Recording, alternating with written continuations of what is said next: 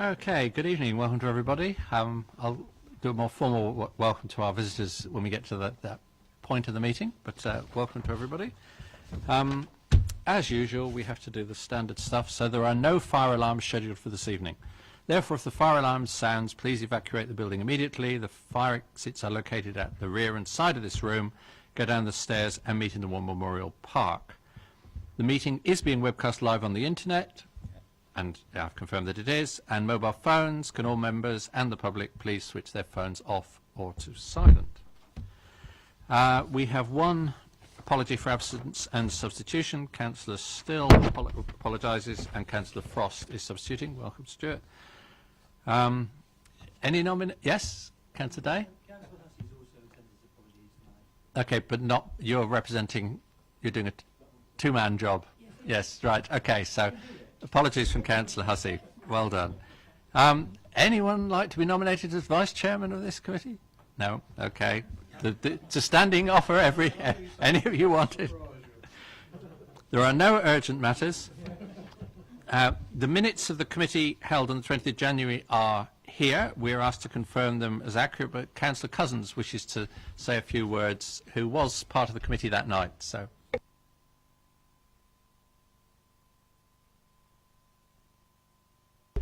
Yes, I was. Thank you, Chair. Can I draw the committee's attention to page 9 of 18 and specifically the Local Infrastructure Fund review? As Chair and others who were on that meeting will be aware, minds were somewhat focused on other items of the agenda, and it was agreed to help speed up the meeting that comments from groups and individuals would be provided to the portfolio holder outside of the meeting, and then the portfolio holder would take those comments and at Cabinet would outline what those comments and reviews were along with his decision.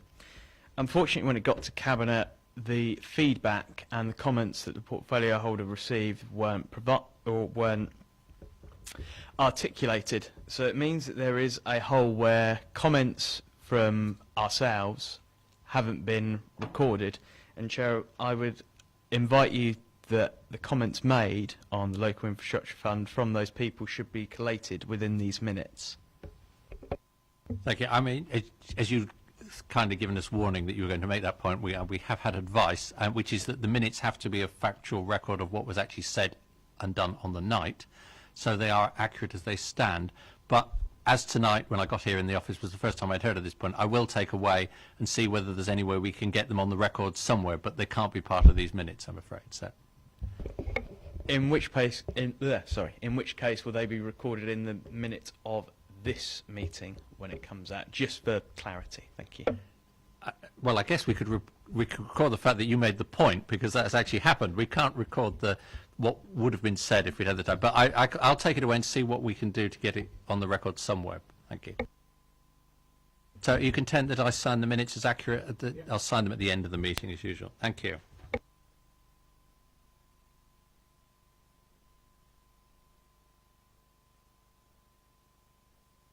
Which does bring us to the main item tonight, mental health services in the borough.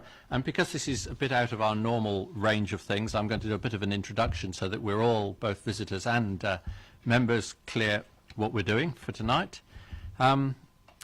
The Constitution sets out the role of these policy committees, and the main thing we do is we assist the Council and the Leader and the Cabinet in the development of its budget and policy framework by in-depth analysis of policy issues. Well, that's not one of those nights. It's not policy for this council we're looking at, but we are also invited to conduct research, community and other consultation in the analysis of policy issues and possible options and make recommendations to the Cabinet Council. We're also invited to liaise with other external organisations operating in the area, whether national, regional or local, and invite reports from them and or request them to address the committee about their activities and performance, which is what we're doing tonight. But it is very much a case of sitting around and we want to have a discussion, but we don't want to just sit around and have a discussion because it would be nice to know what other people are up to. We do have some sort of aim or purpose to it. So following the motion to full council by Councillors Harvey and Cousins, if I remember correctly, Councillor Loney did some more work on this and put together some proposals for the committee, and we had one of our scoping groups who came up with the three key questions for tonight, which are on the screen, which are what services are currently available, which we're hoping to learn from our visitors. Can we develop a strategy to promote and increase awareness of services, bearing in mind that it's not actually particularly this council's role, but we do as councillors meet people who could benefit from access to the various mental health services from time to time. It would be helpful to know that we should do as individuals to promote awareness, and also it is possible that the council, while not taking on the role of being publicist for all of this, could signpost people more to the services that are available. And are there initiatives being run elsewhere that may be transferable, which I think Councillor Band's going to at least give some thought to. So we also, in our papers, have some detailed questions on page 12, which you should all have, visitors have received, which a few of us put together, so we can keep them in mind as we move on. But I hope I don't need to say this, but I will say, just in case, please, councillors, remember that the visitors are our guests. So they weren't forced to be here. They've come out of the kindness of their hearts to be with us tonight. So please be nice to them. And I'm sure they will answer some questions when asked questions, but I didn't see that finger pointing. So they're our guests. Visitors, I don't actually know what time we'll end. Because we've not done, had a whole evening on something like this before. The absolute cut-off for committee is 9:30, but if any of you, I don't think we'll be that long, but if it reaches a point in the evening where you think, I'm not going to be able to stay to the end, could you give me a signal and then allow us 10 minutes just in case there's anything we particularly want to pursue with you before you disappear. So that, but hopefully we'll all be able to stay through, but I say I don't know how long. So we have with us Jess Berry, the North Hants Clinical Commissioning Group Senior Commissioner. It's the first one round. Simon Bryant, who's from Hampshire County Council. I will give you a title because it's easier than I thought when I read it. Public Health Consultant. And then from Basingstoke Counselling Service, we have Elizabeth McKerracher, who's the further one, I believe, yes, and Louise Hewison here. So, but top of the list, we have our very own Marion Short, who's done a huge amount of work in preparing for this. So, Marion, you're going to do a presentation, and you've said you're willing to answer questions while it's going on, which we don't always allow, but councillors, if you have relevant questions, not speeches, questions, you can ask them, and then you're going to hand over to Jess and Simon to do a little bit more on the same presentation. Is that correct? Thank you, Chair. It's actually quite a collaborative approach, this, so there will be a shared presentation and certainly shared discussion around the issues that are in these slides. Thank you. So the task of this committee has been shared with members of the mental health subgroup that is a subgroup of the Basingstoke Area Strategic Partnership, and together we have tried to do some mapping work, and we'll share the findings as far as we have got with you tonight. But in terms of setting some context, we thought we'd start with looking at what we mean by mental health. Fab. So if I pick it up from here, so just a few definitions to start with. So first of all, we need to think about mental health and well-being, because I think they're often confused. But what we're really talking about here is the kind of the feeling of feeling good, functioning effectively. So people who feel mentally well, links to emotions, links to happiness. So it's actually the mental wellness rather than mental illness. I think that's something key to start with, and I think there's often a little bit of confusion about, we say mental health, but often we mean mental illness. If you can click on, thank you. So mental disorders, what we're talking about there is mental illnesses, really including some of the more severe mental illness, such as personality disorder, alcohol, drug dependency. So those kind of things that are really affecting someone's mental illness. And then mental illness is around depression and anxiety. So there might be common mental illness that some of us, 1 in 4, may experience, or maybe severe, such as schizophrenia or some kind of bipolar disorder. So I think if we can think of it in that context, it helps us to really think about how we can promote and improve mental well-being, as well as promoting mental illness services, which are often called mental health services. If I hand back to Marion. So these definitions have actually helped us to order some of the information we've been able to collect, and we've decided to look at the services and support areas under two main headings. We're looking at prevention and early intervention, and this picks up the preventing mental illness and disorder, providing that early intervention for common mental disorders, and really promoting mental and emotional well-being and resilience. And I think the word resilience is particularly important, because if people are able to develop the skills to help themselves, that's really the approach that we'd like everyone to take. And I think it's a characteristic of these sorts of support services that they don't have to be delivered by a mental health specialist. They can be a range of other practitioners within the community. Where we get to specialist intensive and crisis interventions, that's dealing with those more complex and severe mental illness and mental disorders. And they are generally commissioned services and specially trained practitioners. So the task that we tried to undertake was to gather information on what services are currently out there for the residents of Basingstoke and Deane. And the purpose really is to understand the need, demand and availability, so that we can try and influence improvemements wherever possible. It is work in progress. We haven't concluded all the research, but we've had quite a lot of engagement with the community organisations and the providers of services and support activity through a range of dialogue with those organisations, by a survey that we sent out and we asked for returns, and from just general insight of practitioners who we've been engaging with at various networks.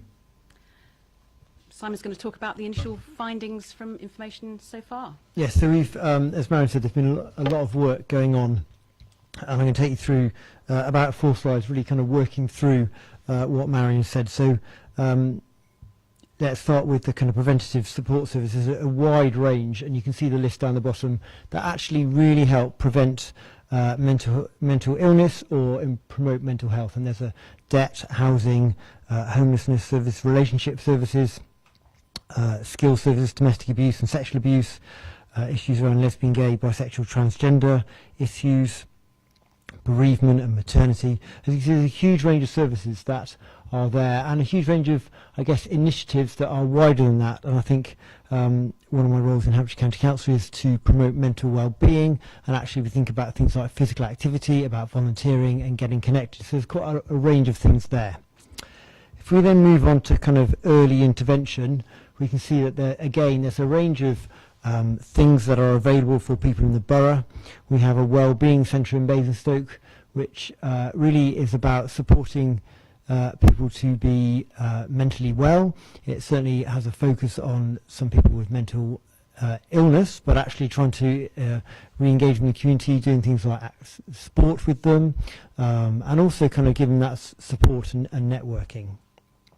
Also other services there, autism support group. We have emotional first aid, and that's well developed in this part of the community. Obviously a lot of helplines. So there's a lot of things where people can get early intervention and kind of almost nipping those things in the bud.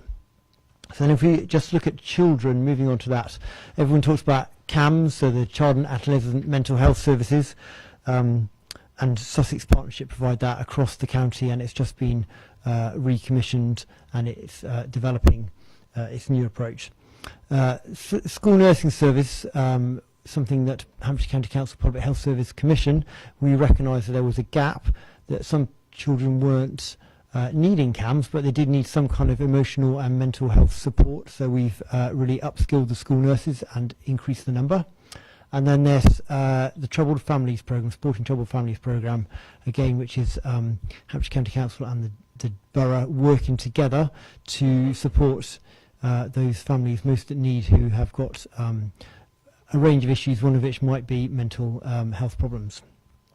And then finally we move on to the kind of the more specialist mental illness services, and you can see there we've got Southern Health Foundation Trust, which provides our adult mental health services, the crisis services, inpatient beds and community support, so the community mental health team.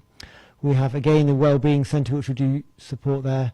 And then we have services for those for particular crises, so the rape crisis service in Basingstoke, and then Andover Mine for people with dementia. So there's a range of things that are available for people depending on the state and the need of their condition. And I think I'm handing back to Marion now to pick up some of the initial findings. Thank you. So, in terms of the information that we've gathered, the structure of the inquiry that we sent out looked at what type of service or support was being provided, the qualifying age, whether it's adult, child or 16 plus, it crosses over between child and adult services, whether it's commissioned, how referrals were made, whether it's free, and trying to ascertain a little bit about waiting times. So our initial findings are summarised in front of you. The majority of activities are free at the point of delivery for the client or the patient, the person requiring that support. Most preventative activities and early intervention support can be accessed either by self-referral or by practitioners or other professionals, so it might be teachers or community leaders who are aware of somebody's need for support. And most of that support can be accessed within around 28 days. However, community projects and programmes, of which there are quite a number, seem to be quite oversubscribed in a sense. They are very attractive to those people who want to work in group settings, maybe in community locations, and they can be booked up very quickly, and that's where we understand there is quite a demand that can't be met. I've gone. From that, can I assume that demand... Councillor Garner, if you could put your light on, thank you. Right, can I assume from what you've just said that demand exceeds supply? In certain activities and in certain types of support, yes. I wanted to, sorry, go on, Councillor Jones, yeah. It's going back one, and it's partly this. Are all these support services in the borough, in Basingstoke? Because you've got Andover there, and obviously a concern would be how do people get to these support units? Most would have I mean, Andover Mine is the name of the service, but it's based here. So actually, most of them are based somewhere. Being a big town, actually, is well serviced. So yes, they're mostly based here. And I was going to go, could you just give us a couple of examples of what you mean by community projects and programmes? Give us just... One that was a specific point of discussion at our recent meeting was one provided by Proteus Theatre Company. And they are running sessions specifically for people with early or early intervention type activities. And they commented that their programme was sold out, if that's the right word, booked up, within about 4 hours of it being promoted. So there are activities, there are some facilitated by the health and wellbeing team at the council that have been regularly subscribed and a waiting list started. There's a question. Councillor Loney. Thank you. I'd just like to ask, and I know OCD is wide-ranging, so it isn't just about having tidy cupboards, so I'm very aware that OCD covers a wide range. And I'm quite concerned that there are people who have OCD who have to go to the Maudsley in London. Is that because we don't have OCD professionals? Is that because OCD is particularly difficult to work with? I'd be quite interested to know, please. Hi. So OCD, it would depend on the severity. In the majority of cases, it would be dealt with by Southern Health Foundation Trust as part of the community providers or an inpatient admission. If it was less severe and it was there was anxiety or depression associated with the OCD, we'd have iTalk, an IAP service. I think cases of going to the Maudsley would be very, very rare and would be very, very specialist. And that would be where it would be such few numbers, it would be done under an individual funding request, because you wouldn't, there wouldn't be enough volume to have a service. So that's my understanding. I hope that helps. Yes, if you could turn your light off, please. Thank you. I thought that was very helpful, but Yeah, Councillor Lane's coming back again. the particular person that I'm aware of, hers is about germs, and I have real concerns because this person has to go on a train, and I know that throughout the whole of the journey we're using antiseptics and everything else, and I know that gives anxiety, and I get concerned that maybe that isn't always, and I did notice in Councillor Bounds that they do it. It says OCD working at the bottom of Berkshire and Buckinghamshire. So I think, is there not anything better we can offer? Let Councillor Bounds tell us what he'd found out, and then we'll ask Jess to come back again, please. Well, it was to build on the speaker's point, actually. On the previous slide, we saw about anxiety and depression, and I think it's well understood that OCD is an anxiety disorder. So therefore, most people with any type of anxiety disorder, whether it be OCD or something else, would be dealt with locally within the community. So I would suspect exactly the same would happen in West Berkshire or in Berkshire or wherever, that they deal with it in their community mental health teams.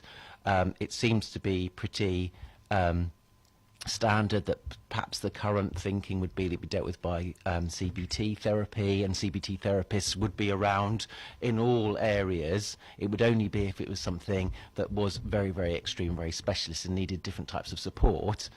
And I suspect that you then get into that territory that turns around and says, no matter what the OCD is about, you're always going to end up potentially with more anxiety to get them to somewhere where they can be treated. And I suspect that's the case. Okay, thank you. And just so we don't get into acronyms that people may not know, CBT, cognitive behavioural therapy, fine, jolly good. I think everything you've just said is absolutely right, and I couldn't have answered it better myself, to be honest, so thank you. I think, sorry, Pam, there's not much we can do. The answer was only very exceptional cases would go to the Maudsley. You must know a very exceptional case, I think. Back to Marion. Thank you. The final point on there is that access to moderate and severe mental illness and disorder services are generally accessed through a clinical referral. And we understand the waiting times for those commissioned services are meeting national access targets.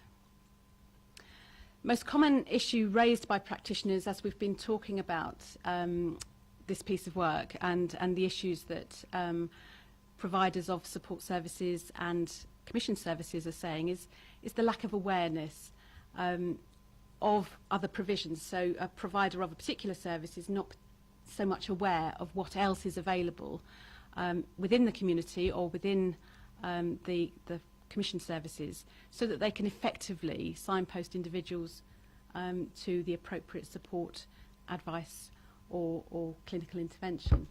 And it may be that some of the demand could be reduced if there was greater access to a wide range of advice, even advice or support or advocacy services. And certainly colleagues might be able to shed a bit more light on that in terms of how many people are referred to counselling when otherwise they may have gone into a high support route. There is certainly... Sorry. Sorry, yes. Thank you, Chair. Marion, could you tell me what secondary care routine appointments are? What would you classify as a secondary care patient then? So I have some ideas. I understand urgent crisis and all that, but secondary care sometimes can all be equally as urgent. Jess, are you happy to do this one? When we refer to secondary care, we mean the services provided by Southern Health, so it'd be your community mental health team, otherwise known as a CMHT, or the inpatient psychiatric hospital, which is locally as Parklands. When we talk about primary care mental health services, what we're talking about is IAPT, which is access to psychological therapies. Does that help? Yeah, I'm not 100% sure it does help, because what I was trying to say is if someone is really in a bad place, will they have to wait 7 weeks? I mean, I'm talking, that's what was my real question there. Sorry if I didn't explain it very well. Okay, if you are in have a crisis, you will be seen within 4 hours. And when we talk about 7 weeks, that's for a routine appointment. You again? I think our findings show there is a real commitment amongst a wide range of providers in the health sector, in the community sector, voluntary sector, to work together to try to improve the support available across the range of levels of care needed, and particularly where some of the services outside the commission services can be most effective. That prevention and early intervention activity is particularly important.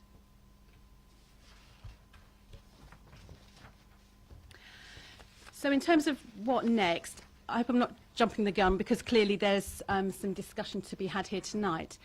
But the initial findings relating to children, young people and families will be going back to the CYPF partnership, who themselves did commission some mapping work, and they want to see the findings of that in order to look at what they as a partnership can do to enhance particularly preventative activity. Can you tell us who is part of the partnership, please? It is a multi-agency partnership, and it is a range of providers from the education sector, Hampshire County Council. Its chair is Basingstoke and Dean led, so it's Chas Bradfield, who is the head of borough development and implementation, but it is a multi-agency approach. On the adult and older people support, we say it's the Health and Wellbeing Partnership and the BASP Mental Health subgroup who will be leading that work. But essentially, we will bring all the information together under the umbrella of the Health and Wellbeing Partnership, and try to use the information to inform and influence improvements and extend, certainly, as I say, the preventative and early intervention activity, and try to make sure that more can be done in terms of signposting. We've also got a bit more work to do in terms of looking at other intelligence sources. So there are mental health profiles. We have had the Hampshire Joint Strategic Needs Assessment, and we need to see, make sure everything aligns with that. There have been the indices of multiple deprivation, and there are specialist studies, such as strategies around the veterans, reservists and armed forces families, and the suicide strategy. We need to take into account the recommendations and opportunities that those strategies offer in terms of how we can influence services. We also want to explore what existing newsletters, websites and other social media outlets might be best to promote this better communication. And the Health and Wellbeing Partnership is looking to develop its next shared plan for health and wellbeing. It is due to be done this summer, so there will be actions around mental health. Whether we can align any strategy that emerges from this process with that plan or not, we'll see what the timetable is. But in terms of actions to support improvements to mental health, there will certainly be a strand of activity in there. And throughout this, we will be maintaining momentum through the Crisis Care Concordat, which a number of the partners involved in the work that we've been looking at are engaged with, and trying to make sure that crisis care is more joined up. Just clarify that one. Crisis Care Concordat, that's mental health crisis or all sorts of crisis? It is mental health crisis, and it is primarily the blue light and crisis service, commissioned services that are engaged in that. But part of the Crisis Care Concordat is a commitment to deliver preventative activity, and that's where we fit in. I'll pass over to Jess, who is happy to talk about a little bit about the new 5-year forward view that was published just a couple of weeks ago. Okay, so some of you may be familiar with the 5-year forward view as an NHS document, which was has been published last year, but recently, as Marion said, only last week, there was a special additional publication around mental health and the 5-year forward view, and it has about 58 recommendations, and that's for the NHS, social services, public health, and a range of stakeholders to deliver. It's very much focused on crisis care. There's quite a strong focus also on children's mental health, and also on employment and the importance of maintaining employment when you've got mental health problems, and also gaining employment. Some of the ambitions long term for the NHS are, as it's got quite a high profile, is a 7-day service, so Monday to Sunday and evenings, and integrating mental health with physical healthcare services. If you've got a mental health problem, you're more likely to have a comorbid physical health problem, and vice versa, and also about the prevention agenda. The principles that underpin the publication are about locally led decisions, care based on evidence, and we talk about clinical based evidence, partnerships with a variety of stakeholders, including people with mental health problems, in the co-design of services, reducing inequalities, care that's integrating, so again going across physical health, mental and social care needs, prevention and early intervention, services that are safe and effective, and making sure that data is collected, that we drive and evaluate progress. The last couple of slides I've got here are some of the priorities for the North Hampshire Clinical Commissioning Group. You also hear as it referred to as the CCG. One of the top ones there is a dementia diagnosis, and that's that 67% of people with dementia will be diagnosed. The CCG are currently achieving that target, so it's hopefully about maintaining that target. If you're diagnosed with dementia, you're more likely to get the post-diagnostic support that you need, and we've mentioned a couple of those. We've got dementia advisor services from Hampshire County Council, and also dementia befrienders. Improving access to psychological therapies, also known as IAPT. The provider here is called iTalk, and it's about getting as many people as we can to access that service, and again there's a 15% prevalence target on that. Also there's new standards that for waiting times, 75% of people will be seen within 6 weeks, and 95% of people will be seen within 18 weeks, and also there's a 50% recovery rate. Early intervention in psychosis, the expectation around that is 50% of people with the first episode of psychosis will be seen within 2 weeks, and that doesn't mean obviously if you're in crisis you'll be seen within crisis hours, so 4 hours, so again that's for routinely you'll be seen within 2 weeks. Crisis care, we've talked about the Crisis Care Concordat, and we're working very closely with Basingstoke and Dean, but also with Hampshire Hospitals, the police, the ambulance services, social care, bringing it all together so we can have a joint approach to crisis care. Reducing the 20-year gap in life expectancy with people with mental health problems. There is a higher, as I've said, rate of physical health care problems. Again, a very high priority for us is CAMS, which is children and adolescent mental health, based on the an agenda called Futures in mind, and some of the key objectives around that for the coming year will be counselling and psychological support, parenting programmes, improving access and support for people that have been sexually abused or exploited, and reducing the waiting times for CAM services, and also using technological solutions.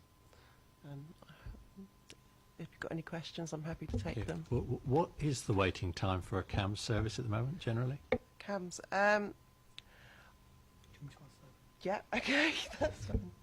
So the average is, I'm going to have to get this right, four weeks, but in some areas of Hampshire it's a bit longer. But the new service which has just been commissioned is working on that, and as Jess says, to reduce that. So that's the...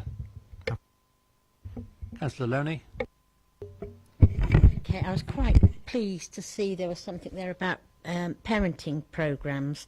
I just want to say, and I don't want this to be political, please. It was political in council on Thursday, but I don't want it to be political today, because we all represent people in our wards who have mental health issues. But I'm quite concerned with the closure of the children's centres. Because of the title, people assume children's centres are, and I don't want to sound patronising either, because I'm sure you all know, it's not just about children, it's about the parents that go to those centres, and they get peer group support, which I think is really important. I went to visit one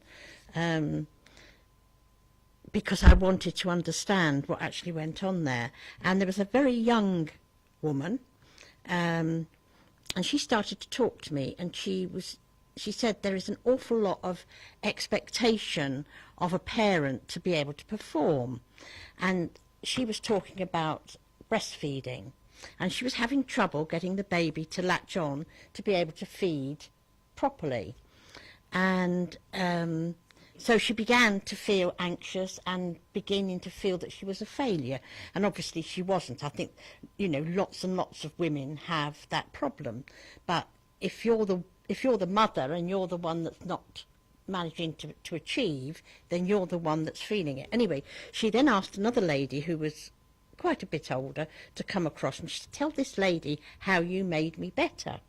And so this older woman explained she'd had the same troubles, and she took this a younger woman into a corner and showed her how to get the baby to latch on, and then she told her, which is excellent piece of advice, she then said to her, this is important, when the baby snuggles up and it's warm and cosy, the chances are the baby will fall asleep, and obviously then it stops feeding. So she said very gently, just flick the baby's feet to keep the baby awake, and therefore the baby will feed properly and will take enough on board so that it doesn't get hungry and makes you again feel you've got a very upset baby. Now, that was that's peer support, and in some ways, and I think it's really important that nobody knows, unless you've walked in the shoes of somebody who has had these experiences, there's nothing like peer support. And I'm going on Friday down to Dorset because they do a lot of they have a proper peer support group. I want to know what they do, because if we can have peer support, there's no cost to peer support, because people are glad to help other people. And I just think we need to really think about how we get peer support. Thank you. We may come back to peer support, and I'll cover some of it. As we did have a brief word beforehand, and thank you for keeping the children's centres non-political, reasonably non-political anyway. And I don't want to get sidetracked on that, but I don't know whether Simon from Hampshire wants to say it, because as I understand it, there's a review going on that's looking at children's centres and a couple of other things, I can't remember what they are, to consider some more integrated service for the future. So I don't know whether there's anything, whether you're at all involved in. I'm not involved. I do know there is a consultation about the early intervention offer for children. So I think it is out of consultation now on the Hampshire County Council website. I'm afraid I can't really answer any more questions other than that. The other Simon. Thank you, Chair. All I was going to say was to build on Councillor Lonely's point, really, which is, as well as children's centres, and I did go along to one of the consultation events last week for 0 to 19s and early intervention units, etc., is also just building on this multi-agency approach. In the last month, I think I've spoken to community midwives, health visitors, and there's something about not only the support that children's centres give, but actually accessing with people like the community midwives, those mums which will never go to a children's centre. You know, we were certainly having conversations with quite a lot of socially isolated mothers or mothers-to-be who wouldn't walk into the children's centre, and how you actually build up that peer support in the community, in their locality, which may not be related to the community centre, but absolutely. And there must be something that we could do as a borough to support that if we thought of the facilities that we run in partnership with community organisations, with things like community centres, which is something that stopped when Action for Children took over Children's Centre, because they certainly did quite a lot of outreach when it came to weaning groups, etc., which I have to say in Rooksdown were more effective than children's centres were, because our children's centre was at least 1.5 miles away. We will come back to some of these points. There is, I don't know whether the counselling service know anything, but there is a charity that does puts young parents in touch with older, more experienced parents on a one-to-one basis. But I can't, is that Home Start or something? Is that, I can't remember. We will have to research that one. But there is, as you said, Sure Start.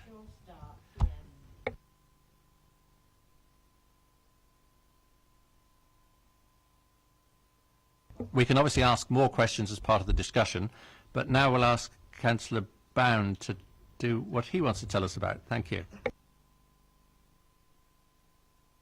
I believe I just have to be given the mouse, I think, or some form of control.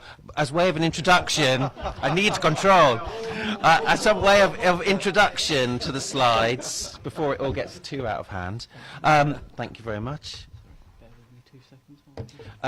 Really, just thinking about the scoping group, we absolutely sort of had a brief from Marion about all of the myriad of services, and one of the things that came up, which really led to the task that I took away, was saying, do you know what, even as councillors and some people who are very active in the community, we were completely unaware of quite a lot of the services that were available. So one of the things that we wanted to look at was really visibility, and we started talking about it. Thank you. As far as, yes, it's control.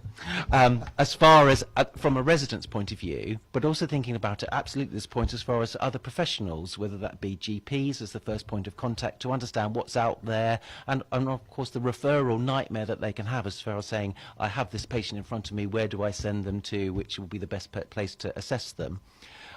So very much what I went away to look at was the website, and specifically I looked at Southern Health's, and I thought, well, actually what I needed to do was just to think about how I was going to evaluate it. So I looked at sort of the criteria that were probably worthwhile, and it's sort of finding what you want.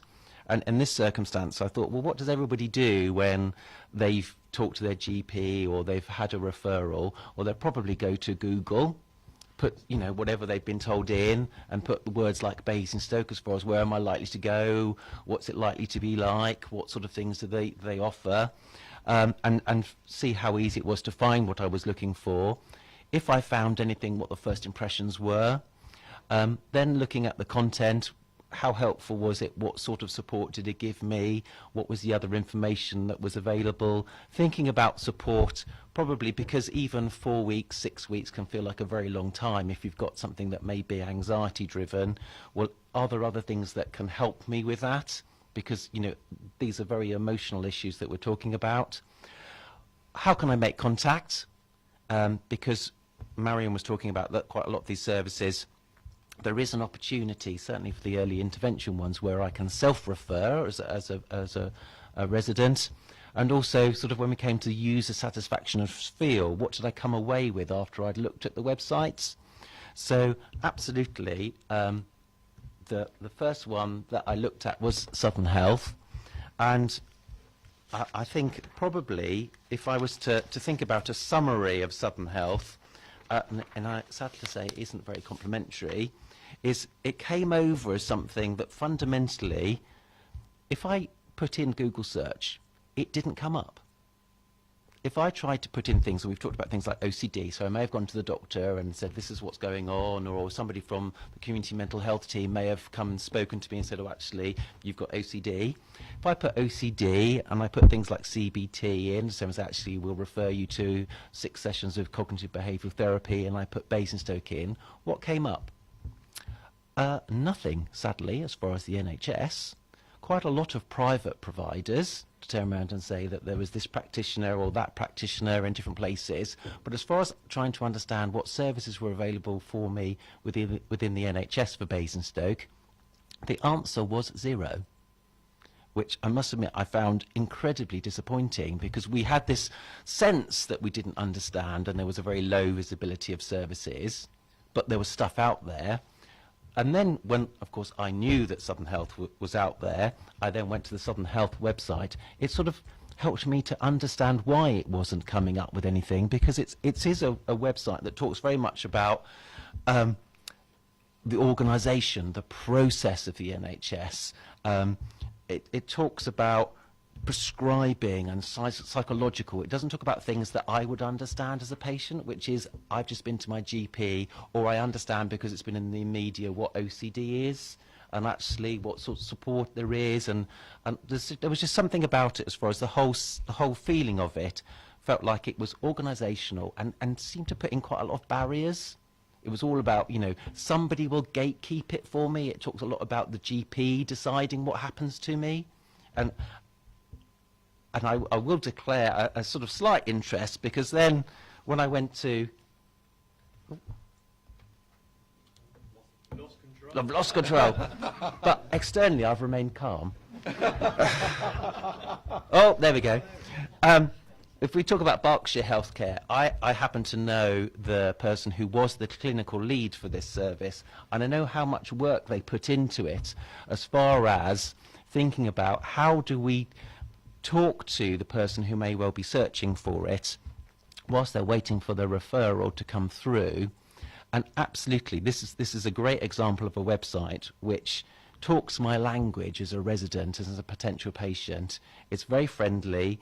It talks, you know, it's got depression, it's got anxiety, it's got phobias. Those words that I will understand are there. It talks about referring myself. So again, I don't necessarily have to deal with another barrier. I may have some anxiety in itself about talking to somebody about something that I feel is a frailty. Some self-help as well as online support programs. And it just so happens that I think it was the week that we had our meeting as far as the scoping group. I happened to be watching breakfast telly, and there was a mother who was being interviewed on breakfast television who was dealing with quite extreme child anxiety.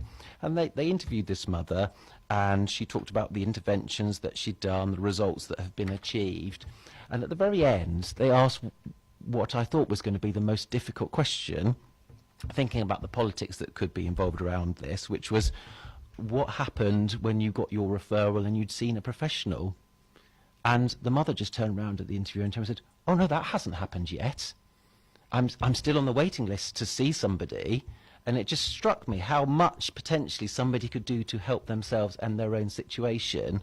So something, as far as the Berkshire Healthcare Talking Therapies site, just struck me as, well, there's so many ways that people want to help themselves, want to support themselves, will do all of the searching online, talk about all of those things, and potentially it just struck me as a very good example of something which, if I go back to the very beginning, is really easy to find, because if you put in OCD or anxiety disorders or CBT and you put in something like Maidenhead, this website absolutely comes up. And we also, if I've thought about some of the other things that we started talking about, which was the safe haven cafes, if we were thinking about how do people access services and how do people who are carers get support, we had this notion that we'd heard something about something that was going on in Aldershot, which I suspect is what lots of people have when they go to the internet. Again, I found so much information about what was going on, and I use this as the example because this was the information for the GPs in Surrey Heath, but again, like most things on the internet, it was freely accessible to everybody. So there's lots of information from other providers, and I think it's just sad that we haven't got that visibility for the services that operate within Basingstoke. I'm pleasantly surprised that the answer to are lots of the services available in Basingstoke was yes, because I suspect quite a lot of specialist ones you have to go to other places like Southampton, etc., etc. It just makes it even more disappointing that you can't find it. Even I consider myself to be somebody who's relatively well informed about mental health, and it was almost impossible. So I hate to think what a GP would do if they were trying to find those services. I suspect what would happen is they'd refer to the wrong place, only adding delay and wasting resource. And then to the final point, because we did talk about safe havens as a specific topic within the scoping group, was, you know, we thought that they would be a sort of a great way of early intervention, dealing with crises, offering support to carers, or just people who may have the need for some level of emotional support, and we haven't got to mental illness just yet. And we thought it was just in Aldershot, but it was relatively easy to find that safe havens were operating in Aldershot, Camberley and Woking. And it's one of those initiatives that I think we thought would be a really excellent service to have in Basingstoke. And clearly it started off as a pilot which has been extended. So it's a sort of bits and pieces presentation from me, Chair, but it really was just to go off and investigate some of the things that we talked about within our scoping group and see what we could find and how that compared to either what was going on or the visibility of what was going on in Basingstoke and safe havens specifically as far as a good initiative that we thought was really positive. Excellent, thank you very much. It's always nice to get the committee to do some of the work, not just land officers with all of it. So, well, thank you very much.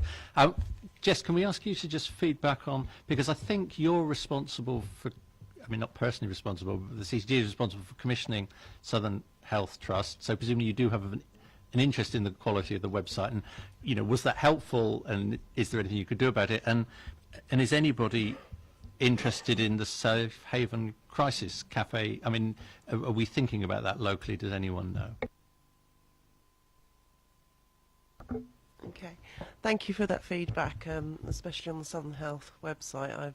I've never looked at it in that way before, so it's really good to get a fresh pair of eyes on that. Just to put some context, that Southern Health is a commission on a Hampshire-wide basis. West Hampshire are the lead commissioners, but obviously everyone's got a stake, and I've got a connection into that as well. So I'll certainly feedback on that. What I would say is maybe it's too clinical, the Southern Health website. Secondly, the second website you showed for Berkshire looked to me similar to an iApt Talking Therapies website, and actually iTalk, which is also provided by Southern Health and Solent Mind, has got a very good website with self-help materials, so that's worth looking at, and quite a different feel from the main Southern Health, so worth looking that up.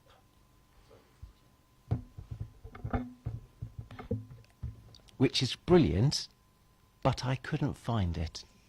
And I tried desperately all sorts of things to try and find it, to say there must be something somewhere and there must be another level behind some of the stuff that I could find, and it was impossible. Okay, I mean, and I think you're completely right. It's nowhere to find things, and as even just joining the BASP meeting, finding out all these services I didn't know about, and I'm a commissioner and I'm local to the area, so you know, it's fascinating. But and that's something we can think about today. Is what do we put it on the clinical commissioning website? Do we put it on the Basingstoke and Dean? Directories go out of date. What's the best way around that? We talked about having a hub of information as well. Thank you. Councillor Frost. Thank you, Chair. And I'd just like to say I deal with websites on a more frequent basis, and surely this is just a question of just making sure that your meta tags are up to date and making sure that you've got the Google Analytics sorted out.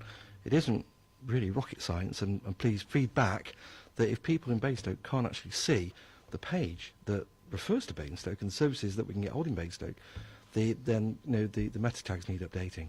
Thank you. I'm sorry, I have no idea what that means.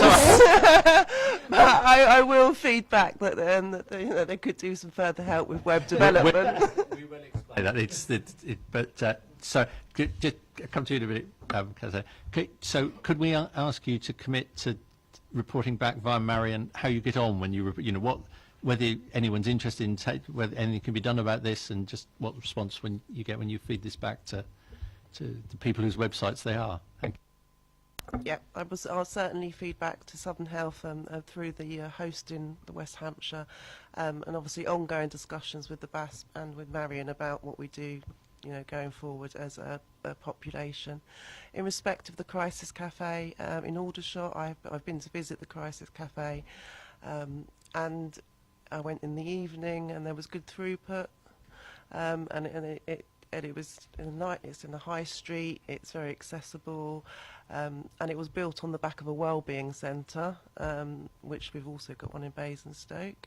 It's something that all CCGs across Hampshire are looking into as part of their 16-17 plans and around crisis care and the Crisis Concordat work. And it's about maybe adapting models. Aldershot's a good model, but it might not suit Basingstoke. There may be other alternatives, and I would welcome working alongside Basingstoke and Dean to look at those options. Good. I think again we try and capture a few thoughts we go on. I'm sure we'd want to endorse that. I mean, because I'm pretty sure I saw it on the telly as well. So, and from council's point of view, we will encourage the council to do what it can to support. Well, I think you're in the lead on that as the CCG. Yeah, I got it. Right, Councillor Loney. Yes, it's a very quick one. If I had mental health, and I know there are different levels of mental health, but if I was looking up for health and I was feeling pretty glum, that is glum. When you look at this, there is a real lightness that would make me feel, it feels bright, it feels, I'm sure that it would lift the feeling. As I say, I find that, and I'm not being critical, because hold my hands up, I'm probably the worst councillor in the borough on IT. So, I think you've got three of us here. So, so I'm not being, but I'm just thinking of, I've had mental health, so I remember from many, many years ago, 40-odd years ago, if I'd have seen that, I would have been depressed, even more depressed, thinking, oh my God, it looks so, whereas this looks bouncy, it looks upbeat, and I think that's what you need to demonstrate, an upbeat feel about what people are reading. And I think Jess said that the iTalk one for here, if we could find it, is also upbeat and looks similar. So we'll have to go away and look for it. I won't start a formal competition so you can find it quickest, but we will go away and see what we can do. Now, Councillor Cousins, who was one of the original, I think the seconder of the motion that at full council that started all this, has asked to speak as a visiting councillor. I won't put the timer on, but I'll rely on you to not go on for vastly too long. Okay, thanks. That's fine. Thank you, Chair. And first of all, thank you very much to our visitors tonight for coming along, and also to Marion, our officer here, and to Councillor Baum for the presentation that he's given us as well. Look, we're all here for the same reason, which is we want to help. And we want to help people regardless of where they are in a mental health crisis. Now, it could be at the real horrible end of the scale, but it could be also at the very start. And to help try and focus the minds of the committee, I've forgotten your name, sorry. Simon mentioned something which some members may have missed, which is 1 in 4 people in the UK will experience a mental health problem each year. What's worrying on top of that is 75% of those won't receive any treatment. And we may have seen a very good example of why people don't receive treatment is because signposting is incredibly important to help getting those people support. So for one of those questions of where do we help signpost? Do we put it on North Hampshire CCG? Do we put it on the Basingstoke and Dean website? My recommendation is you do both. You'd rather be told twice than not at all. So that would be one particular thing that I would recommend to the committee.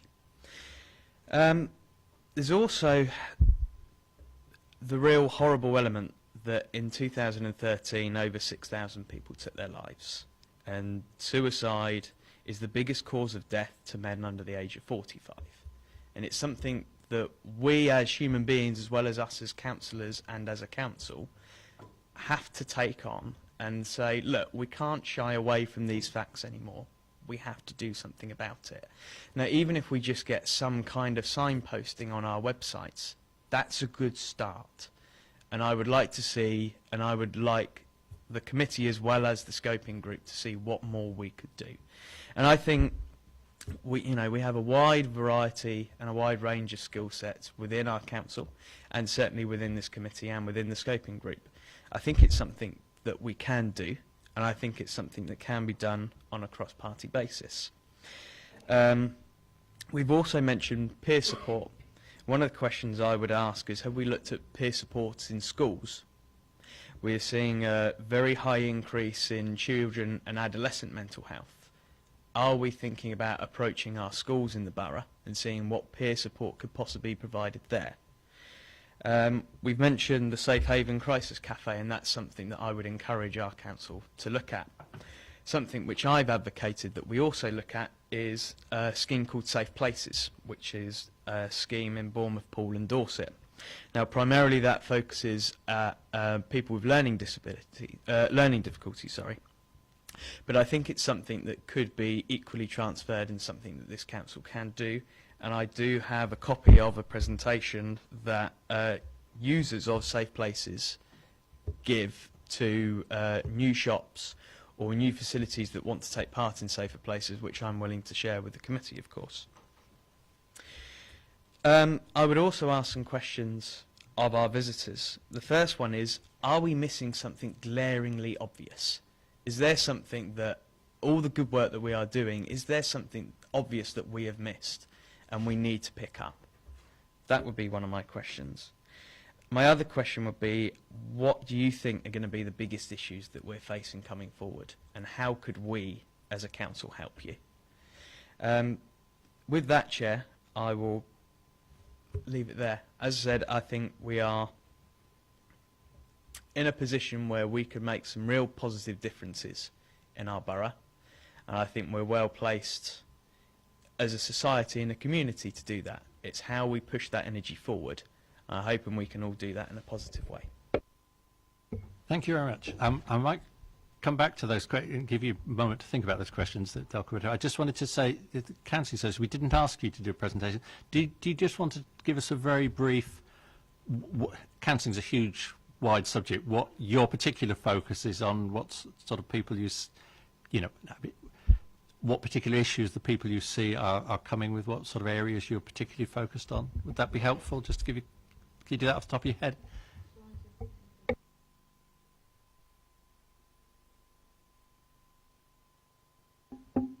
Okay. Elizabeth McCarrick, I'm Director at Basingstoke Counselling Service, which is actually based in Goldings, just across the yard. So Basingstoke Counselling Service has existed since 1986, so it's 30 years of service now to people living and or working in the Basingstoke and Dean district. We provide counselling for individuals, for couples, and we also provide an employee assistance programme, including for Basingstoke and Dean council staff. So that's sort of just a brief outline of the organisation. Louise, who is with me, she is our counselling coordinator, and she'll talk to you about what our clients present with.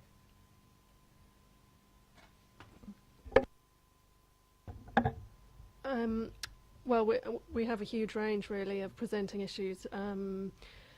The type of counselling that we offer is generally open-ended, and clients pay on a means basis. And but anything ranging from some of the things that have already been talked about: stress, depression, anxiety, anger,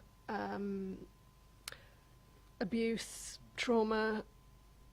I mean, since the introduction of iTalk, we're also aware that we're getting a more often a complex end of the spectrum, because the lower level clients are being picked up by iTalk, which is, obviously great, but yeah, our clientele has changed as a result of that. So we do get some people through with personality disorders, stuff that really we weren't really set up to work with, and that can be a struggle to then ensure that they're getting the right help, and ensuring we're acting in the best interests of our clients. A lot of whom have come to us, maybe that's not fair to say a lot, but certainly some come to us because they don't feel that they're getting what they need from the NHS. Thank you. I want to focus quite a bit of our discussion around the questions that we set out beforehand, but it'll probably be easier if we start with Councillor Cousins' questions, because I think there was at least... So if we could start with the two general ones, if anyone wants anything. Are we missing anything glaringly obvious, which I think means, are we, the council, missing anything glaringly obvious? And what do you think are going to be the biggest issues, I think it was, going forward, and how can the council help? So, as you hear, if there's things we could be doing, or it would be helpful if we knew about, please tell us. I was going to start with the other bit. Is it okay if I pick up on the suicide in the schools? That's something, and because it might lead on. So, yeah, absolutely agree. Suicide is a huge... it's a problem. It's not a... It does affect young men. I lead on that for Hampshire County Council, and there's a big partnership that is working to prevent suicide. And I presented at the District Health Forum where Marion was there and Councillor Austin was there, and in fact a meeting tomorrow, and we're looking at a huge range of activities that are going on and we could take forward to prevent suicide, including how we support men who are more at risk from suicide, don't actually access services before they take their own life. So actually mental health services aren't what they seem to want. So what can we do about that? And that might be, again, actually the services aren't tailored to the men, or the websites don't look what they want to see. So we're looking at that particularly tomorrow. I would like to say, organisations like South West Trains are fantastic. We're working with the farmers, we're working with doctors, the veterinary surgeons, so a huge range of organisations, and trying to prevent methods that are new. So I think there's quite a lot there. I'm more than happy to share the plan or come and meet with you and discuss that. So I think that's quite important. On the schools issue, we have just put a bid in to get some funding to increase mental health skills in schools so that they can work with young people and highlight issues early and to support children and young people. And the government launched a scheme to increase the number of mental health champions in schools, and we're trying to push that in Hampshire through our kind of education colleagues. So there's quite a lot going on. Again, very happy to share more than that in. I guess I'm not sure there's anything obvious we've missed. I think it's a really challenging area on mental health, mental well-being, that we do need to work together in partnership to really tackle that. I think one of the issues for me is around resilience, and actually how do we increase resilience of communities and individuals within that community, so that we can help each other, support each other, and actually help them get to the right services. So if we can, that's a key area I think we could look at, because there are services there, we can't find them, so there's something there, but actually how do we support resilience? And in the 5-year forward view for mental health, they've talked about how do we have kind of mentally healthy communities, and that's something that I'm also developing in my Hampshire County Council role, looking at how we could do that. And I'd be very happy to think about how we could do that and pilot something in Basingstoke and Dean to see what a mentally healthy community would look like. How do we get the community involved? I guess a bit like dementia-friendly communities, but what is a mentally healthy community so that people are supported? So I guess that's, I've sort of answered the questions, if that's the right, Chair.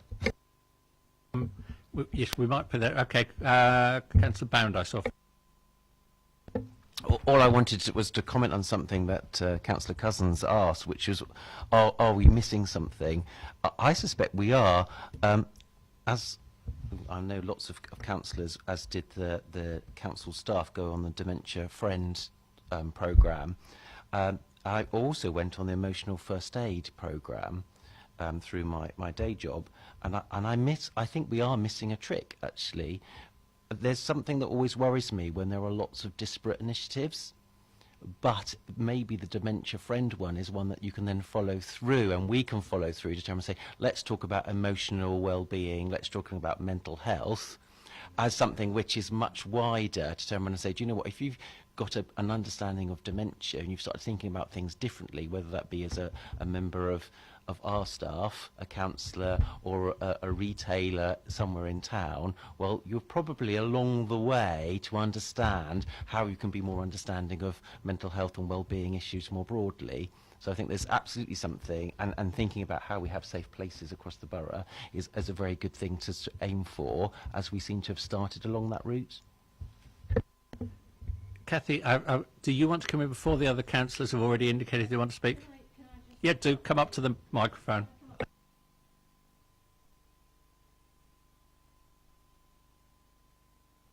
So, for the benefit of the reference, Councillor Austin, the portfolio holder. Thank you, Chair. Can I just say, you were mentioning dementia. There's been an awful lot of work done in this borough on dementia with June Balcom. A lot of us have been on courses, me included, with to Southampton. There's been a lot done with the railway station, all the shops and everything. And I must say, I was very disappointed that we have asked councillors to come on our dementia courses, and they were very, very poorly attended. So we can only do so much. If you're not interested and they don't want to come, then, you know, you're bringing it up at this event. I'm surprised that people, you know, more people haven't been on it, because it's extremely important that we do. Shopkeepers have been involved in Marks and Spencer's, all that round the festival place and things like that. So yes, there's been a lot done on that as well.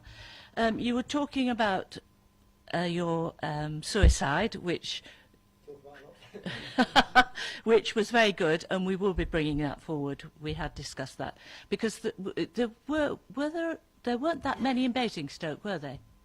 No, they're small numbers. There were small numbers, mainly men, on the railway lines. Yes, I did listen. The one on breastfeeding that Councillor Looney was going to, as a midwife myself for some 40 years, I'm very interested in breastfeeding, as you might expect, and I think a lot more should be done, and I'm certainly talking to Hampshire County Council a bit about it, because they're taking away the funding, and it's this funding that's been taken away at the moment, and it does, peer support is very, very important. So I'm meeting the Executive Director next week, so we'll see what we can do, and in line with that, I'm also have read now the document on childcare, centres closing, etc. So we'll need to have a look at that as well, because mental health does come into that. We also have Children and Young People and Families Committee that meets regularly in Basingstoke. And on there we have multi-agency, police, probation officers, school nurses, school representatives, etc. And our main topic this term is on actual mental health in children, because the teachers that sit on the actual committee are bringing to our attention just what a problem we have with mental health. But that is also being picked up with a Supporting Families programme, of which Basingstoke is renowned and a lead on that as well. I think communication, you've said, is very important. I'm sorry I was doing this 30 years ago and we've still not got it right. You know, it goes on and on and on with that one. And the other thing that I had heard of when we did our Tackling Health and Equalities in Basingstoke and Dean in October, wasn't it, as well, we were told about doctors' surgeries, because the doctors are very busy. And if we had people in the surgeries, but again finance comes into play, who could signpost people, and when the doctors aren't able to take their 10-minute appointment, that's all they have. It would be very good if somebody was sat there who knew all about the agencies for mental health and could direct and signpost. So I'm hoping that somebody in Basingstoke, with the CCG, would take that up, isn't it, on that one? Okay, thank you. Right, now we've started a lot of different issues going. I'm going to try and keep track of them vaguely. I've just picked up what you said. Yeah, because Councillor Bound had made his point in the beforehand, so I knew what he was going to say. I think was not that it wasn't in any way critical of what's been done in dementia, but the question is whether by always doing dementia on its own and then emotional well-being on its own and something else on its own, whether we're missing a trick, and that it would be better to bring a lot of issues together and actually encourage people to think about mental well-being. So I think as a committee we probably ought to log that as a question that we will pursue for an answer. You know, we will keep asking that question. And, Chair, if I may say, it was absolutely very positive that says we've done a lot of work on dementia, so there's a real opportunity that if we don't do something on mental health more broadly, we will miss now that we've created an opportunity. Let's make sure we capitalise on it. Okay, thank you. Now, before I move on to all the other hands I've seen, Jess, did you want to come back on or either on tricks we might be missing? There was something else I saw where I can't remember who was that. You seemed to be writing at one point. I thought, she was interested in. But now, is anything you want to say at this stage? Well, I've been writing lots of notes and lots of things I'd like to follow up, because it's really encouraging, just the amount of people that have got interest in mental health and some really good, ideas.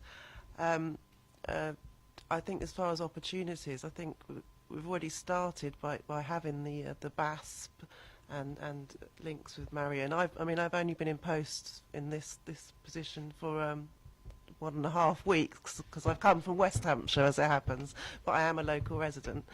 And I think it could be, you are one of the smallest CCGs across Hampshire, which would come with its challenges, but I actually see it as an opportunity, because actually you can touch and feel most of the smaller wards. Do you call it wards? Yeah, wards.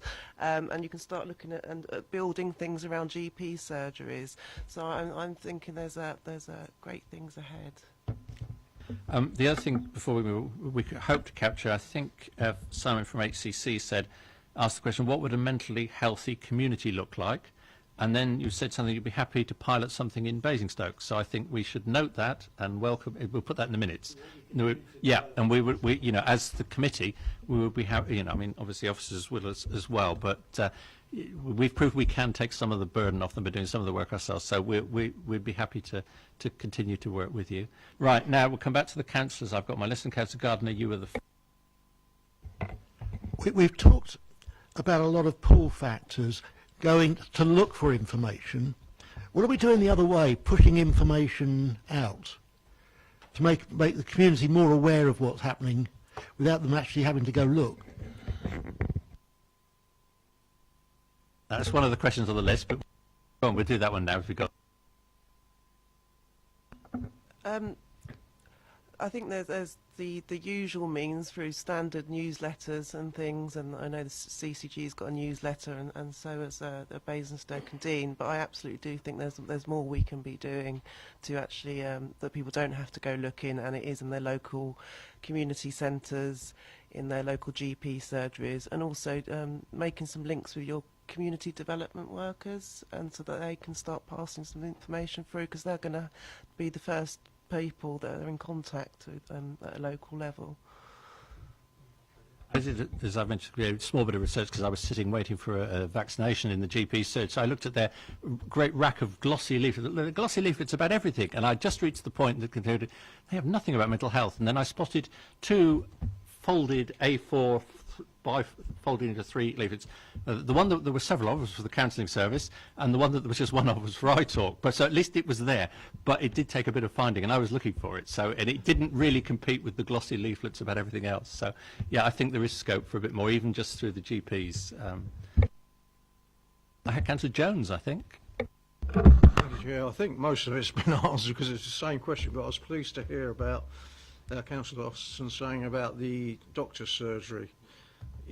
I wonder how much pressure pressure perhaps is the wrong word, put on doctor surgeries to do more. because I know my own surgery, and I won't say where. They're huge now, and you've got one person behind the desk who can't even cope with doing the booking in, and you self-book in yourself as well. So there's really no interaction, and I think that's what is needed, and it's the same within our community centres. Me as a councillor, and I should imagine everybody else, I've got no knowledge at all, and I don't pretend to, but it'd be nice if we could be highlighted as councillors where we could go, rather than, even if it's a little card or something saying, well, if you come across this is the place to go. Because to be perfectly honest, if it came up to me, I would ask around, go on websites, but not everybody wants to do that and got the time, so it's just an idea. Yeah, I think it's generally an issue we're going to have to keep pursuing. I think Councillor Frost. Thank you, Chair. Just a couple of points, really. The first one, obviously, we've been talking about the push. I think the push is very difficult because I think people don't tend to see mental health services until they really kind of need it, so or want to look for it. So I think whilst the push is very difficult, it still needs to happen. Secondly, what I was talking about with the website is called meta tags, M-E-T-A-T-A-G-S. These are words that are descriptors behind each page on the internet, and that's what the Google search engine actually looks at. Okay, so you can feed that back. Okay, thank you. It'll save you coming and finding it later. Thirdly, I was just struck with the mention of suicide by Simon and also Councillor Osterton. And it was mentioned very briefly that one of the main causes of suicide is in the group of males under the age of 45. Here we have very low numbers, and obviously every suicide is a shame. But what work is being done to actually go into the reasons why? The reasons are complex. So how every year we conduct a suicide audit. So we, me and my team, will review every single death by suicide, and after the coroner has determined it's a suicide. So we have to be very careful, but once the coroner has determined it's a suicide, we will then look at the death, where it occurred, how it occurred, and obviously the coroner will have done an investigation. So what are the factors that led to that person taking their own life? So we do all that, and there are, I could spend hours talking about suicide prevention because that's one of my big jobs, but things that will be fairly obvious, so things like redundancy, relationship breakup, those kind of things. I'd be very happy to share that some of the kind of findings from the presentation. But we do that work. It's interesting because this year we're finding there's a number of deaths. Please bear in mind small numbers, so not to kind of share, but I'm just being open here, caused by people struggling with sleep.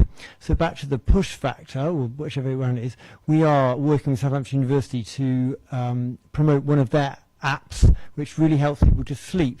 Now actually it's not talking about mental health, it's talking about sleep. That's okay to talk about sleep, so we're just trying to do that, so that kind of ties in both points. So we do that work every year and really look at what causes people to take their own life, because it's so important to understand that. Do you want to come back?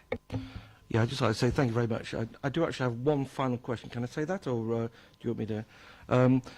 Basically, I'd just like to say how proud I am of this borough with the way that we've actually gone on to handle such a subject like dementia.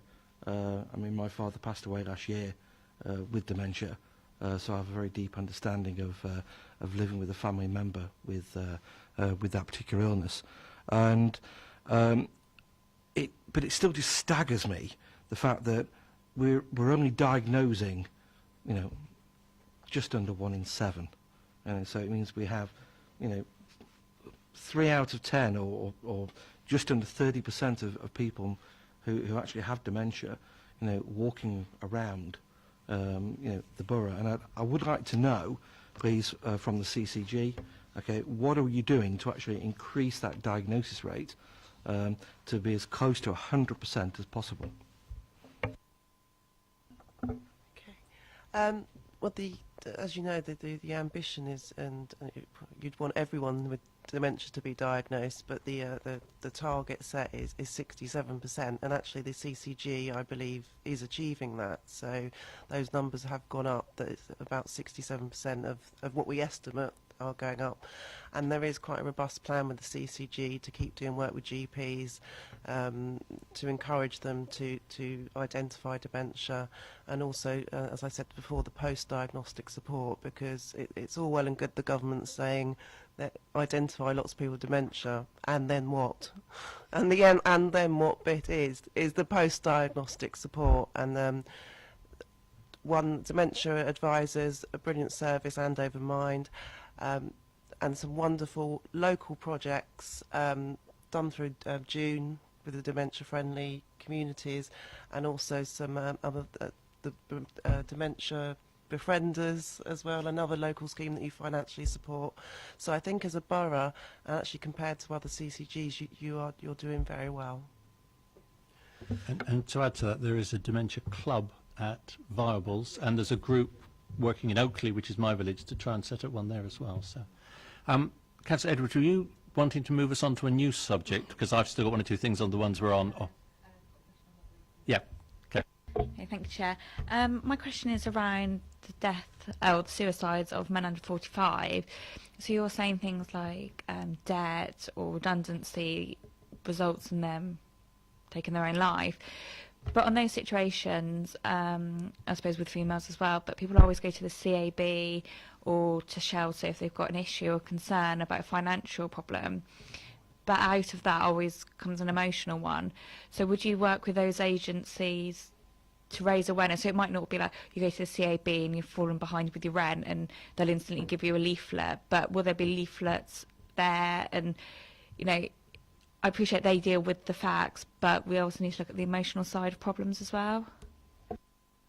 Absolutely. The suicide prevention plan is very wide-ranging. The partners around the table are challengingly diverse because of who, you know, we have police around the table, we'll have the fire service, I'll have someone from the transgender group, some from voluntary sector. So it is all run. You're absolutely right, and that's what we're trying to do. It's not a health partnership. It's a very broad. CCGs around the table as well. So yes, all there. I have two questions for Jess. One was, Councillor Ossleton mentioned about the idea of, I think, having people who could signpost to mental health services in GP services, GPs, surgeries, that's what I'm looking for. And she said that was the CCG in the lead, so the question is, were you aware that the CCG are in the lead, and is something happening on it? The other question was back to the basic suicide question. I mean, I occasionally come across people who are clearly very depressed, and sometimes talk about it's not worth going on, I'm thinking of ending it. Now, if I came across someone who'd cut themselves or taken an overdose and I was going to say I'd call for an ambulance, what do you do? At what point do you get sufficiently worried about the way someone's talking to take urgent action, and what urgent action do you take? I'll answer what I can, and then Simon, if you want to help. With respect to the signposting, it's one of the things we have talked about as a group. Is actually the GP is mostly your first point of call. So it would be good to have some information held in GPs, and that could be an actual physical person or some method. I believe, and I'd have to get back to you, that there is a pilot in Basingstoke around village agents, are they called? I can't. There is two surgeries, isn't there, in CCG? One's the village agents. Basically, they're not as popular as we thought they were going to be. It was basically somebody in the village who knew everything that was going on with signposts. I don't think they're working very well. But there is a surgery with a pilot of what you suggest. I can't remember what they're called, but. Okay, so I can certainly take that back to the CCG and find out where we're going with that. Kent is where it originated. Yeah. It's also sometimes referred to as social prescribing, and that's something that's being looked at as well.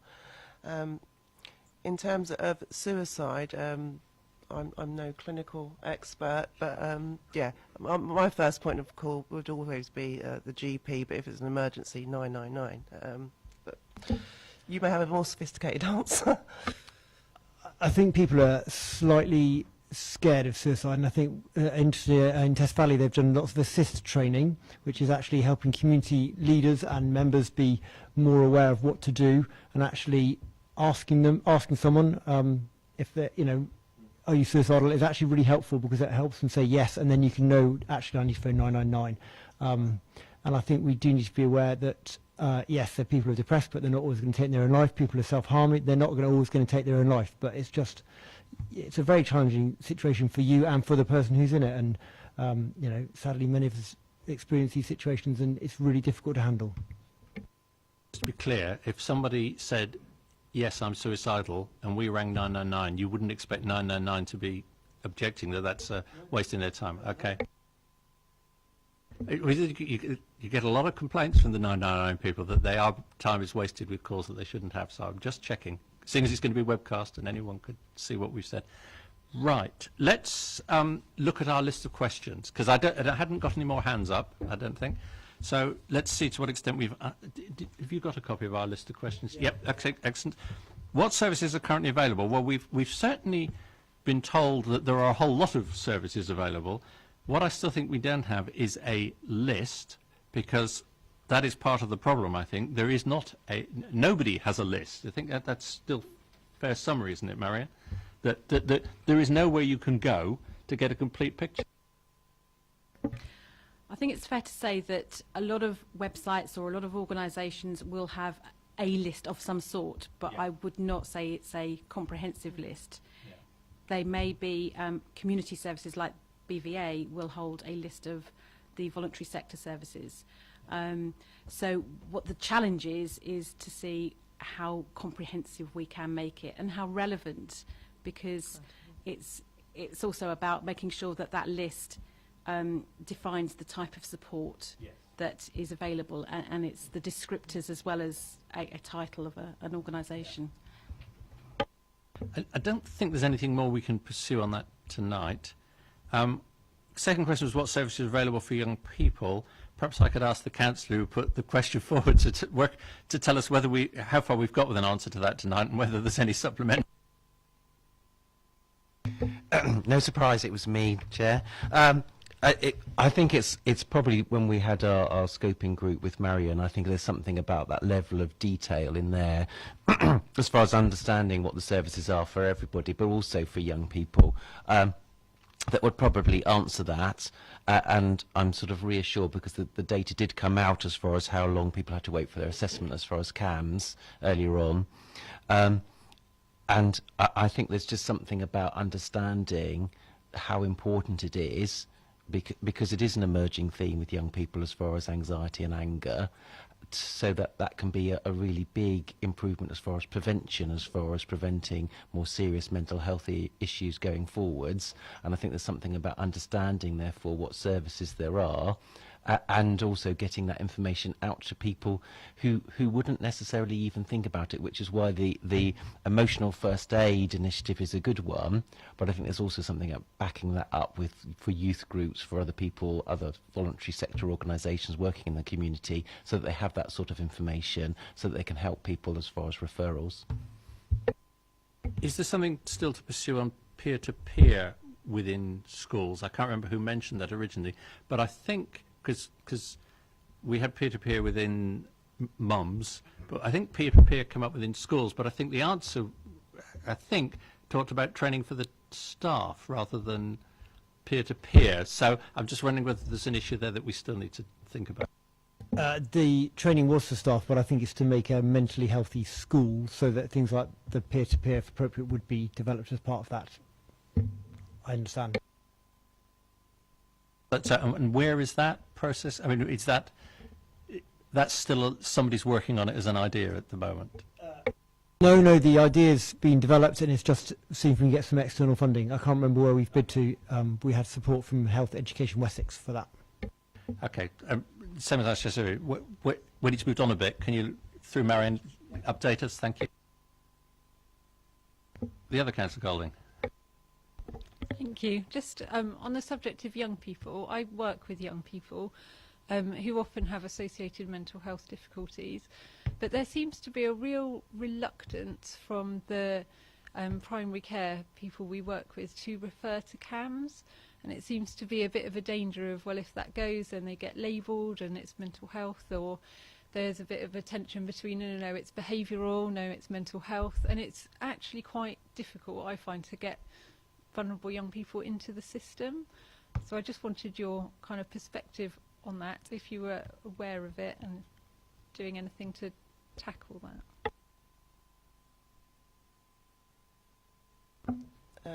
Again, I'm quite new to the children's agenda, and it's not something I'm aware of, but something I'll certainly take away. It's my understanding is that there's quite a demand for CAM services, so quite the opposite. But so that's quite an interesting perspective to also see. And just that there is a piece of work we're looking at around preventing self-harm in young people. And so I think some of that does fit into that, trying to help schools understand what they need to do, what does CAMS need to do, and what do other agencies need to do. So we're working on that. Yeah, and Councillor Bound again. The only thing that I wanted to add to what Councillor Golding has said was really, I think there's also something about, there seems to be, CAM seems to be covered in a sort of screen of mystery as well. So I think there's also making some of that more transparent as far as what the services are, how does it work. That was some of the reasoning for my questioning, Chair, because there seems to be sort of, again, it doesn't seem to be terribly transparent as far as what happens, as far as, because I'd heard, for instance, that it was much longer as far as getting your first assessment, and a waiting time between assessment and any type of sort of treatment or support was actually quite extensive, and I suspect that absolutely comes from people just not knowing, and there's something about getting that information out there, and I'm sure that doesn't help the stigma either. Okay, shall we move on to the question 3? What is done to promote awareness of the mental health services that are available within the borough?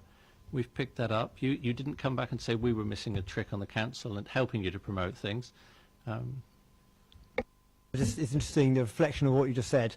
CAMS are just developing, they've developed an app that young people access, and it's got stuck on iPhone platform iOS 9 or something. Once that's sorted out, that's my technology bit, all I can say, but that will then be promoted, and we'll promote that through the borough for young people to use. So there is stuff that we just do need to promote. Councillor Bound. I just want to ask one question. I'm acutely aware that you've said young people. I'm tempted to say I know exactly what you mean technically, but I don't. But also just thinking about, I have a question which is very pragmatic, which is I wonder whether youth workers can access that app to support young people, because if it's aware, I know no youth worker that knows it's currently available and young people have got access to it. So another one about communication. Right, Councillor Frost, will come to you. Thank you. Just very quick. The app that you say has been developed that's currently frozen on, it's the technical term, on ISO 9, is also available on Android. Yes. Okay, thank you. Thank you, Councillor Laloney.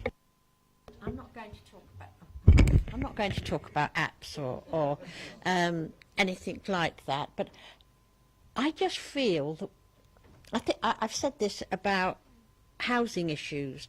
I don't think any of us use our local paper enough. I think we could have a series, and I'm talking about yourselves now, not us, although I'd like us to do one about the benefit system in the local paper, I have to say.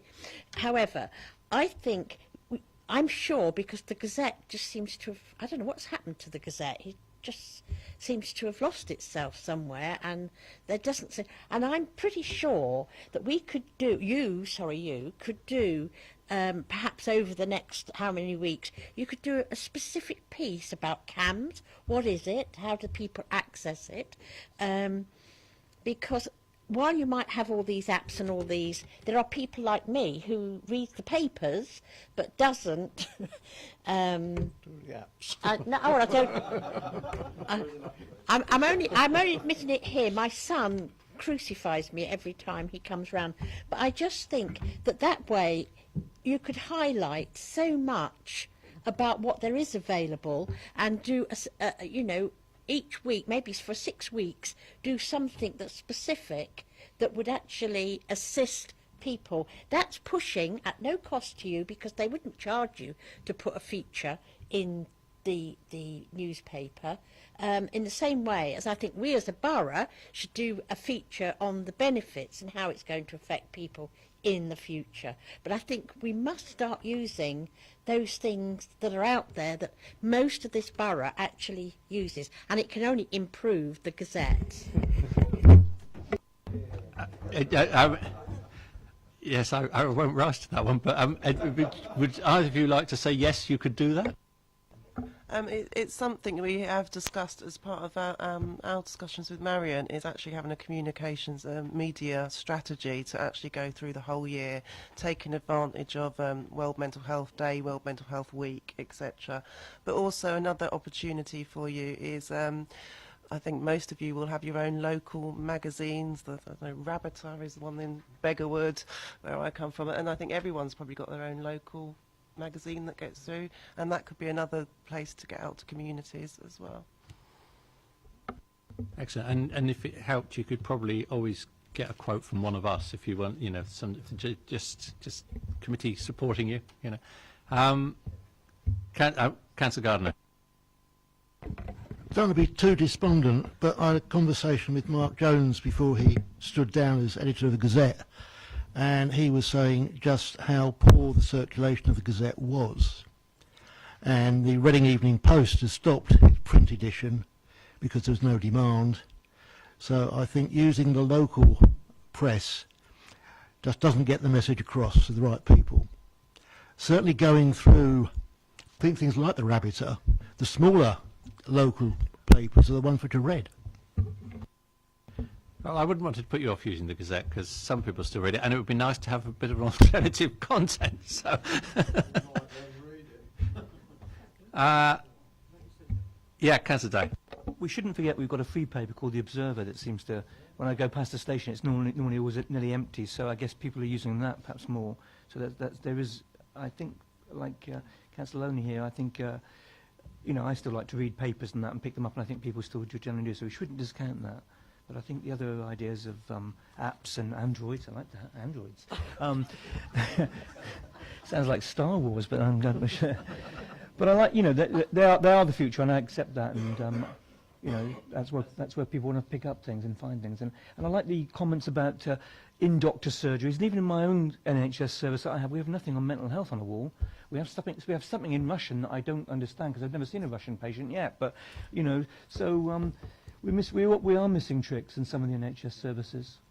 Okay. Yeah, okay. But just thank you. Just to say, if you get things in both the Gazette and the Observer, they will often tweet them out. So even if you catch the people who don't do print, if you can get them to put a story anyway. Councillor Osterton first. Just wanted to come back on something that Councillor Day had said.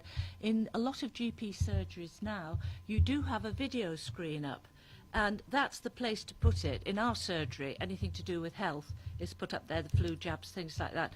So you could put something on mental health up there, because the people do tend to look at it, and not the magazines, which are usually old. But, yeah. Councillor Frost. Thank you, Chair. Just to reiterate and just to really wind up all the points about the Gazette and the Observer. Certainly, the Gazette puts its content online as well. So apart from actually having a physical paper, okay, you can actually read it online, and it's normally the same articles. So I think when you actually look at something like the Gazette, you need to look at the published readership and also the online readership. Okay, but I think it's a very good idea, and I wholeheartedly support it. Excellent, thank you. Now, Councillor Cousins, who's not part of the committee and therefore really isn't really allowed to speak again, is going to be allowed to speak because he was one of the people who started all this off. So. Thank you, Chair, and thank you for the ability to come back. It's really a very small comment, but something which is incredibly important and was very briefly touched on by Councillor Bam, but I just want to reiterate it further, because it is predominantly prevalent in young people, which is the question that we're talking about at the moment, and it's around stigmatisation and how we can help take the stigma out of mental health. I know it's something that's incredibly difficult to do, but if we talk in a positive attitude towards it and we can help others talk about it in a positive way, that all starts to make progress. So somewhere in all this we need to also capture the destigmatisation of mental health. I mean, one of the great things in Jess's bit of the presentation was the national thing, that the aim is parity of esteem between mental health and physical health, and nobody, well, hardly anybody, criticises people who are physically ill. So that would be a great help. Should we move on to the next question?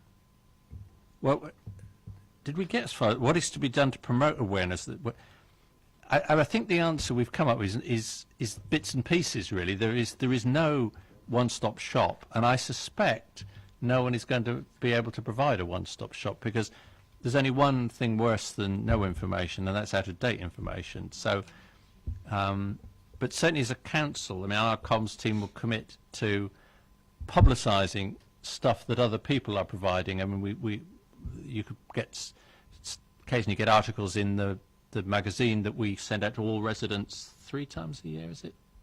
No? Yeah.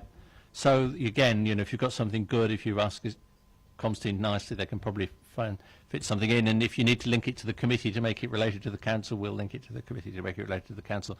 But the comms team are not equipped to keep a tab on what everybody's doing and keep it all up to date. So I mean, while it would be nice if there was, I think all we can keep doing is encouraging the different bits, like Southern Health Trusts, to be as informative and easy to find as possible. And I don't think that there's going to be a one overall guide to everything, unless anyone wants to disagree with that.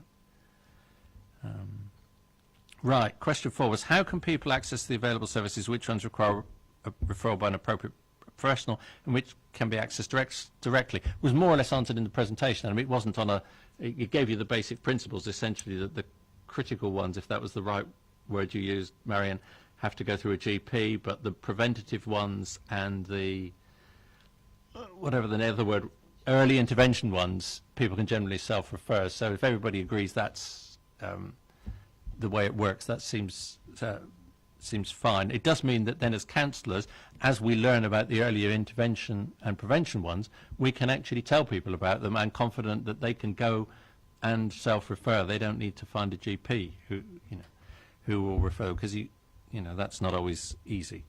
And then the last 2 questions were the questions we set in the aims. Can we develop a strategy to promote and increase awareness of services? Are there initiatives being run elsewhere that may be transferable? Well, in terms of initiatives, we've got Dorset to do some more work on. We've got the cafe from Aldershot and thing, but I think we don't need to do any more work because you've already got that. Have we come up with any other initiatives Kent? Have a look at Kent. Yes, what was that one? Remind me. Putting GP services. Yep. Okay. Yep. Anything else we ought to have logged at this stage on that?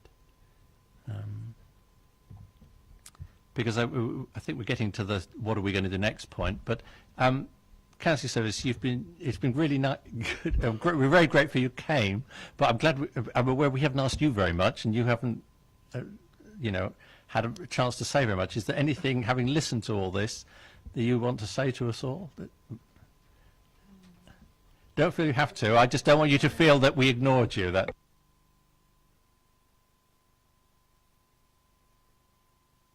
Put your microphone on.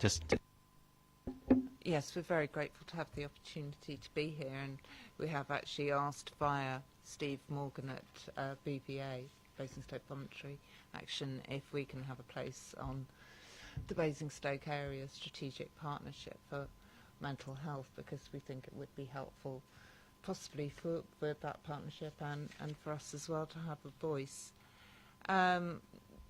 There are a few things that came up during your discussions. Yes, I agree with Councillor Ostleton. Certainly we use screens in doctor surgeries where they have them available to promote our service, and that is one of the quickest and easiest ways for, as we've now become, whether we want to or not, avid screen viewers, we're kind of hooked into that much more than picking up leaflets. I'm glad you found ours. That's great that you did, because we do try and get them out to various places where we think people will pick them up. But when it comes to kind of marketing, yeah, it is all the usual kind of routes, tried and tested. Trying to come up with something novel is difficult. The CAB, Councillor Edwards mentioned the CAB. I think when you were talking about people's concerns over debt and such like, we have quite a close relationship with the manager of CAB, and the staff at CAB are aware that if they feel that their clients may need referring to us, they will do that. So we do get some referrals coming through in that way. Is there anything else? No, I think that's it. Thank you.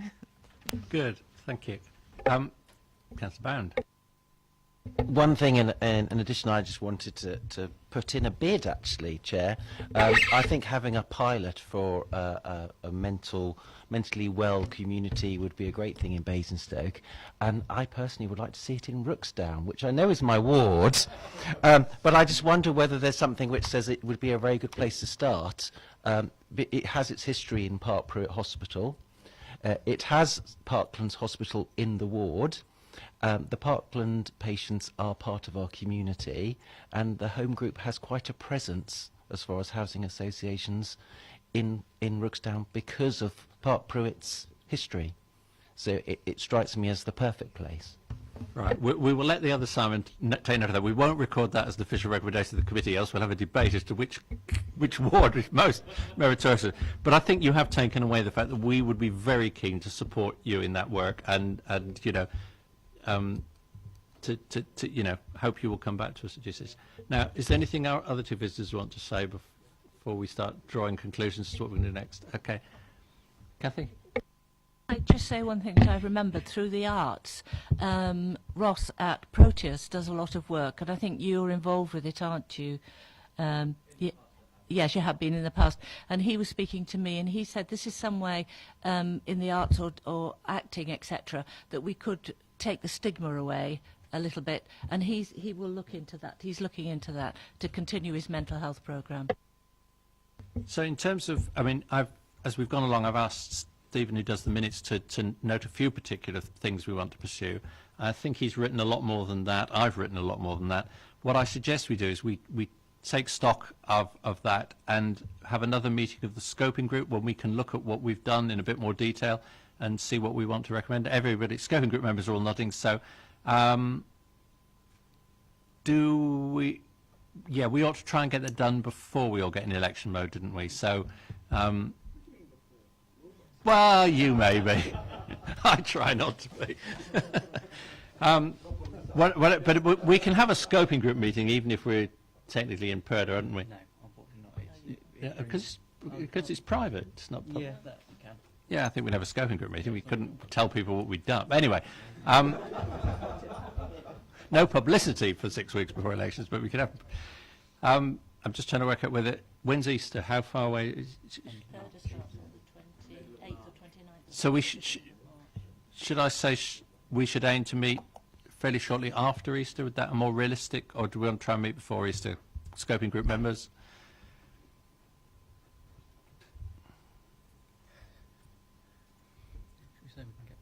Yeah, well, all right. We'll somewhere not too close to Easter, but certainly well before the election. Okay, is that all right?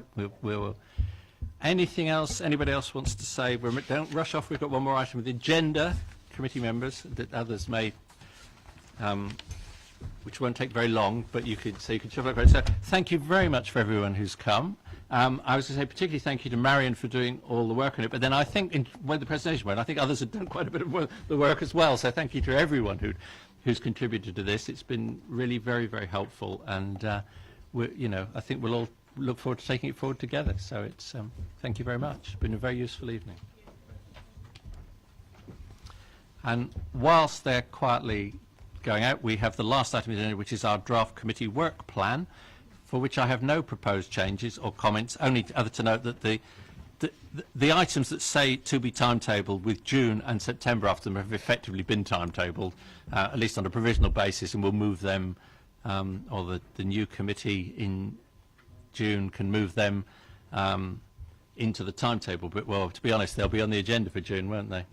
So, unless anyone's got any else, yes, Councillor Jones. Where you've timetabled them in June, there's 3 fairly big items. There's 3 quite big items.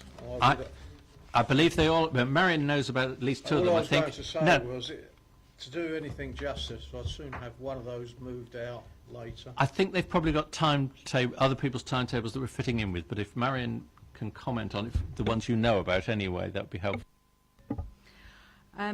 Yes, unfortunately, all the ones in June do fall within my area of responsibility, and they are big items. It is when those projects are coming to a key point and where a decision is likely to follow. So that's why they are there. I can have another look to see if there is any slippage possible to ensure that we give the items the due consideration they deserve.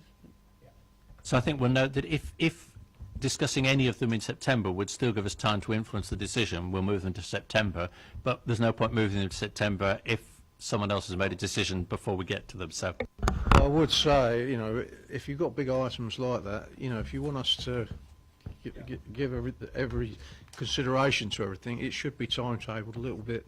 I know you can't always avoid it, but it should be timetabled so we've got time to actually do it. And yeah, we do our best. Okay, everyone, thank you very much. That's meeting ending at... Sorry, Councillor Loney. I just want to say to you, because you're the chair of this committee, how much I enjoy being on this committee and how today was an excellent committee meeting. I felt that there was business done. I felt that everybody here was what I call passionate, compassionate, and I think it was an excellent meeting. So thank you for your chairing. Thank you. Thank you very much. And I was just going to say thank you to everyone for contributing to such an excellent meeting, which I now declare closed at 8:25. Thank you. And hopefully see some of you back in June. I know some people want to change committees, but